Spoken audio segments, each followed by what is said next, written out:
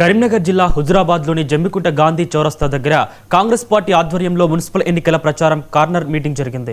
ఈ సమావేశంలో మంత్రి శ్రీధర్ బాబు పాల్గొన్నారు. సీఎం రేవంత్ రెడ్డి నాయకత్వంలో ప్రభుత్వం ఇచ్చిన హామీలను ఒక్కొక్కటిగా అమలు చేస్తుందని అన్నారు. బీఆర్ఎస్ ఎమ్మెల్యే కౌశిక్ రెడ్డి మోసపు మాటల వల్ల ప్రజలు నష్టపోయారని విమర్శించారు. హుజురాబాద్ జమ్మికుంట మున్సిపాలిటీలో కాంగ్రెస్ గెలిస్తే అధిక నిధులు తీసుకువచ్చి అభివృద్ధి చేస్తామని హామీ ఇచ్చారు.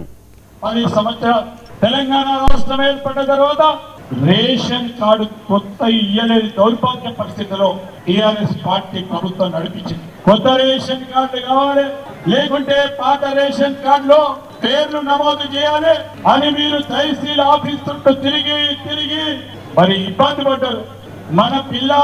మన ఆడపిల్ల మన ఇంట్లో ఆడపడుచు పెళ్లి చేసుకొని అత్తగారింటికి పోతే ఆ అత్తగారింట్లో ఆ కుటుంబ సభ్యులకు సంబంధించి ఇక్కడ పేరు కట్ అవుతా ఉండే రేషన్ కార్డులో అత్తగారింట్లో పేరు నమోదు చేయమంటే 10 సంవత్సరాలు నమోదు చేయలేదు.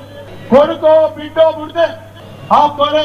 ఆనాడు మేం చెప్పాం, మన తెలంగాణ రాష్ట్రం ఏర్పడిన తర్వాత ఈ టీఆర్ఎస్ పార్టీ ప్రభుత్వం రేషన్ కార్డు ఇవ్వలేదు. మా ప్రభుత్వం వచ్చిన తర్వాత రేషన్ కార్డులు ఇస్తామని చెప్పాము. కొత్త రేషన్ కార్డులు ఇదే ప్రణవ్ బాబు గారు ఈ రోజు ఇన్ఛార్జిగా అందరికీ అర్హులైన నిరుపేదలకి ముఖ్యమంత్రి గారి నేతృత్వంలో రేషన్ కార్డు ఇవ్వడం జరిగింది.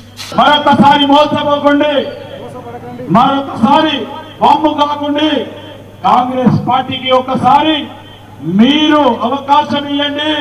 మొదలు పెడతాం. మున్సిపల్ కౌన్సిల్ లో చైర్మన్ ఎన్నుకున్నాం. రాబోయే కాలంలో శాసనసభ్యుని ఎన్నుకున్నాం. ఆ రాబోయే కాలంలో పార్లమెంటు ఎన్నుకునే ఆశీర్వాదం ఇవ్వాలని